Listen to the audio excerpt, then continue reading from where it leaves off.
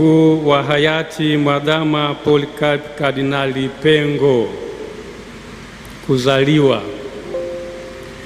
Mwadhama Polycarp Kardinali Pengo alizaliwa tarehe 5 Agosti mwaka 1944 katika kijiji cha Mwazie, wilaya ya Kalambo, Jimbo Katoliki la Sumbawanga, mkoa wa Rukwa.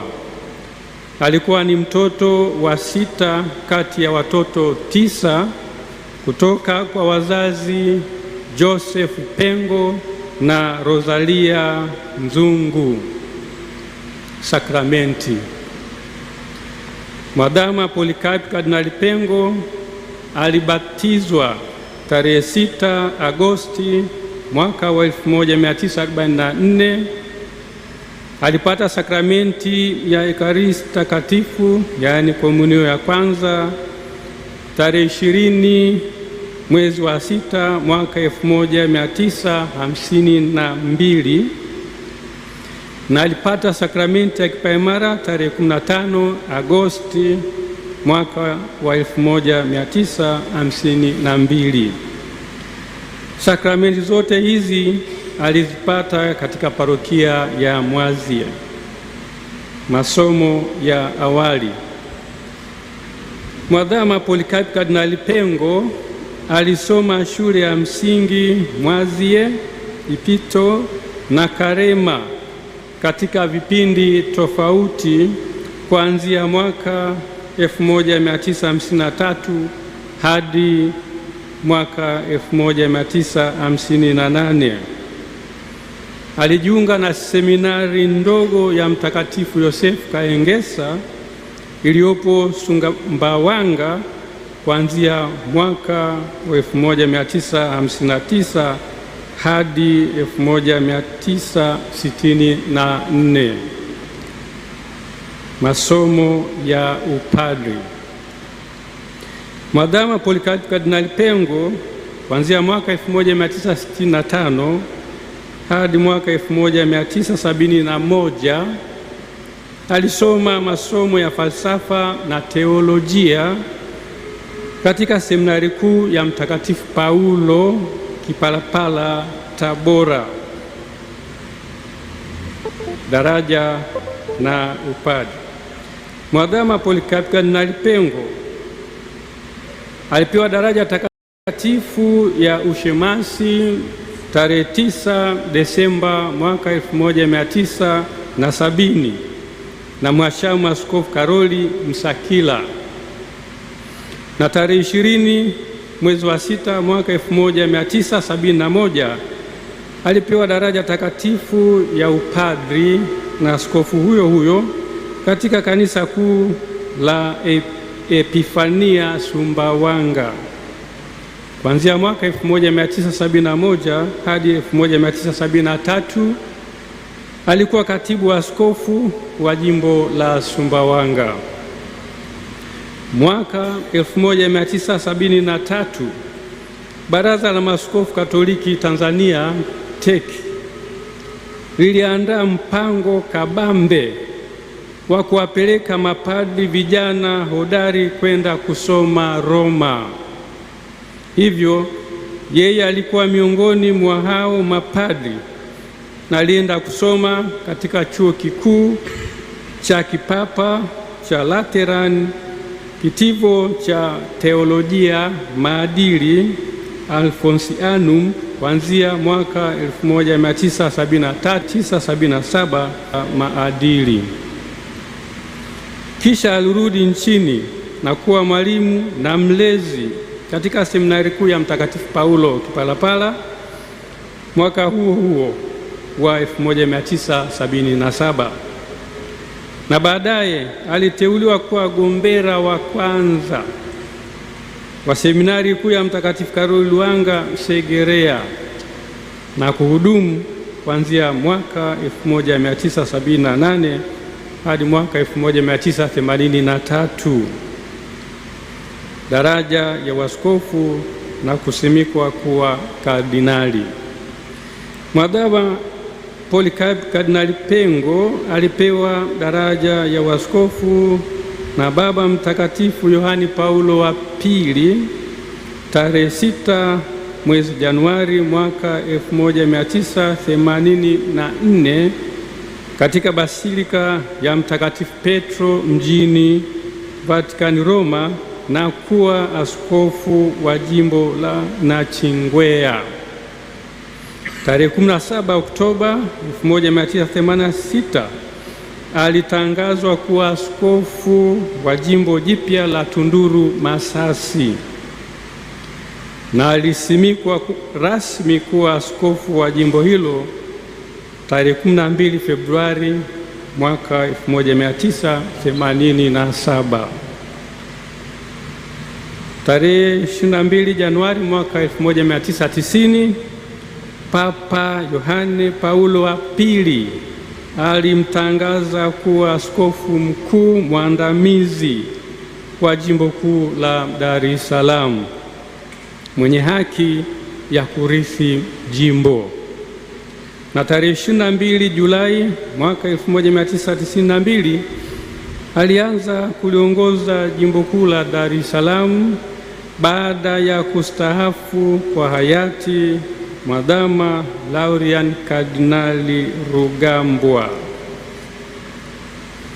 Aliwekwa kuwa kardinali mnamo tarehe 22 Februari mwaka 1998 na Baba Mtakatifu Yohane Paulo wa pili. Mnamo mwaka wa 2007 alichaguliwa kuwa rais wa shirikisho la mabaraza ya maaskofu wa nchi za Afrika na Madagaskar, SECAM. Kazi hiyo aliifanya hadi mwaka wa 2013. Mwadhama Polycarp Kardinali Pengo aliliongoza jimbo kuu la Dar es Salaam kuanzia tarehe 22 Julai mwaka 1992 hadi tarehe 15 Agosti mwaka wa 2019 alipostaafu rasmi na kumkabidhi uongozi wa jimbo mwashamu sana Askofu Mkuu Yuda Tadeus Ruwaichi OFM Cap, ambaye ndiye anayeliongoza jimbo hadi sasa. Ugonjwa na kifo. Mwadhama Polycarp Kardinali Pengo amekuwa akisumbuliwa na maradhi ya mgongo na moyo kwa muda mrefu. Ametibiwa hapa nchini na nchi nyingine zikiwemo Ujerumani, India na Marekani. Matatizo ya kiafya ya mara ya mwisho yaliongezeka na kugundulika zaidi kuanzia Novemba mwaka wa 2025. Alianza matibabu mara moja hapa nchini na kisha kwenda nchini India tarehe 27 Desemba mwaka wa 2025. Alifariki tarehe 19 Februari 2026 saa 4 usiku kwa maradhi ya moyo, muda mfupi baada ya kurudi kutoka nchini India alikokuwa akipata matibabu. Shukrani za dhati ziwafikie wote waliomsaidia Baba Mwadhama katika mahangaiko yake ya kiafya, hasa madaktari na wauguzi wa hospitali za hapa nchini zikiwemo Muhimbili, hospitali ya moyo Jakaya Kikwete, TMJ, VS Hospitals ya nchini India na kadhalika.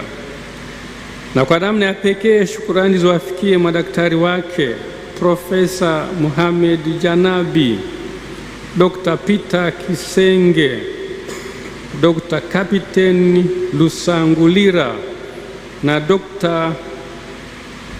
Vijay Guru wa India, na Profesa Hartley wa Weill Cornell ya New York, Marekani.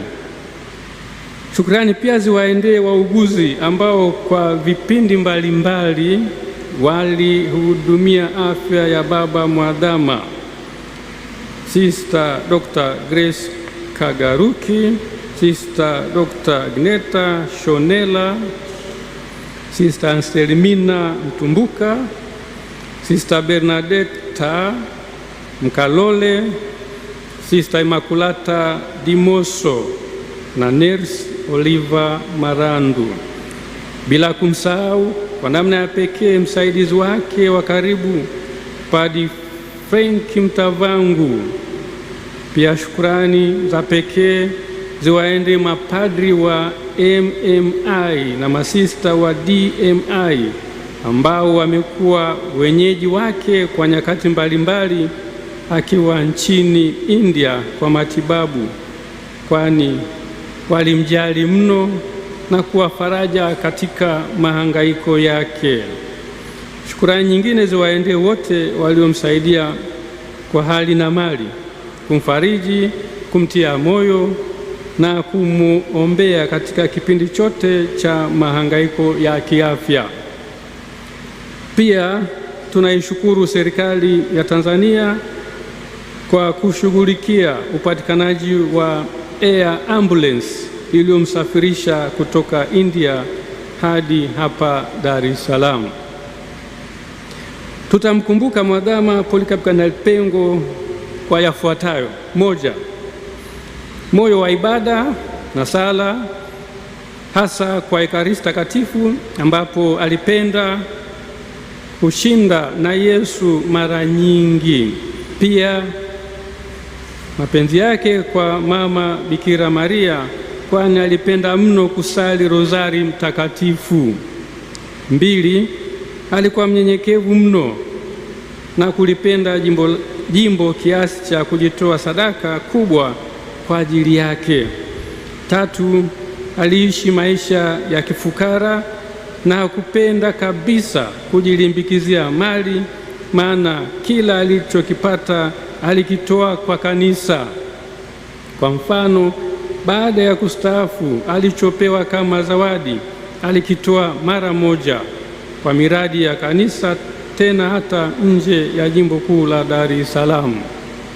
4, aliupenda mno na kuheshimu padri wake. 5, alikuwa na nidhamu binafsi ya pekee, hasa katika kusali, kuheshimu muda na kufanya kazi kwa bidii. 6, alijiepusha na upendeleo wowote wa binafsi na kuwahudumia watu wote bila kujali asili yao.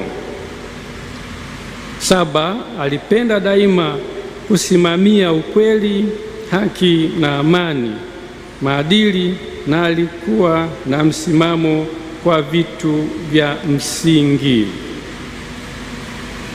8, alipenda sana watoto na hivyo daima alisimama na utume wa utoto mtakatifu.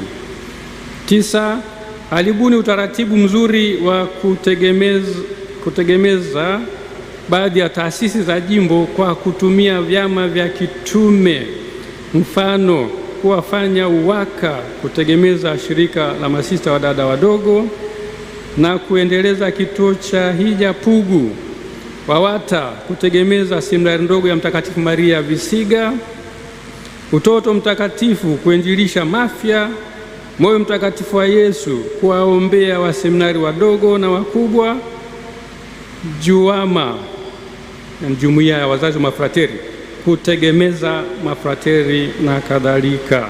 10, alibuni utaratibu wa parokia kuchangia kusomesha mafrateri kwa njia ya sadaka ya misa siku ya kipaimara. 11, alibuni utaratibu mzuri wa kulitegemeza jimbo kwa ujumla kwa kuanzisha tegemeza jimbo mwaka 1994 na hivyo kulifanya kanisa lisiwe omba na lishiriki vyema kazi ya uinjilishaji kwa majitoleo yake lenyewe na kwa kuwezeshwa na baraka za Mungu. 12. Alipigania sana ustawi wa kanisa kiasi cha kuanzisha parokia nyingi na taasisi na vyama vya kitume vingi jimboni. 13. Alikuwa mcheshi na mchangamfu aliyekubali utani kwa wageni na kudumisha urafiki. Bwana alitoa na Bwana ametwaa, jina la Bwana libarikiwe. Raha ya milele umpe, e Bwana, apumzike kwa amani.